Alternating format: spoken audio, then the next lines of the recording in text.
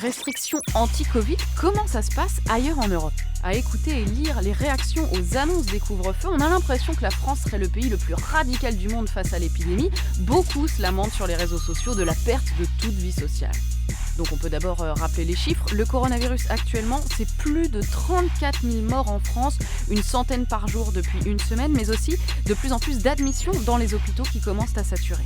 Tout ça alors que le personnel n'a pas augmenté, on n'a pas recruté plus de soignants depuis mars et que ces mêmes soignants n'ont pratiquement pas eu de vacances. Bref, ça c'est pour la France, mais c'est une situation qu'on retrouve ailleurs en Europe où tous les pays sont contraints de prendre des mesures drastiques.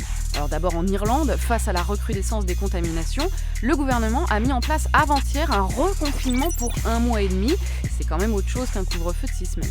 En Grande-Bretagne, même constat, augmentation des contaminations et des morts, 200 il y a 2 jours en 24 heures, et donc fermeture des bars et restaurants à 22h et fermeture totale à Liverpool et Manchester avec interdiction de toute mixité sociale, autrement dit, pas de fête ni à l'intérieur ni à l'extérieur. Ensuite, en Belgique, couvre-feu généralisé, bars et restaurants fermés et un reconfinement envisagé pour la semaine prochaine, sachant que là-bas, en Wallonie et à Bruxelles, les hôpitaux sont déjà débordés et que la première ministre elle-même est en soins intensifs à cause du coronavirus.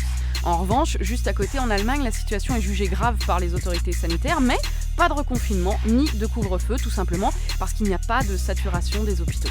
En Italie, par contre, on constate la même chose qu'en France, en Angleterre ou en Belgique. 2 régions passent en couvre-feu ce soir, celles de Naples et de Milan. Enfin, en Espagne, Madrid est partiellement reconfiné et Barcelone sous couvre-feu. Et puis on peut citer aussi la République tchèque, reconfinée depuis hier, avec des fermetures d'écoles et d'universités. Les Pays-Bas, qui sont en semi-confinement depuis une semaine, avec télétravail obligatoire et bars fermés. Et puis la Pologne, qui s'apprête à faire la même chose. Donc non, nous ne sommes pas les seuls, ces décisions ne sont pas propres à notre gouvernement et tous les pays tâtonnent pour freiner ce virus qui, rappelons-le, ne connaît pas de frontières. Move Radio, Hip Hop Nation.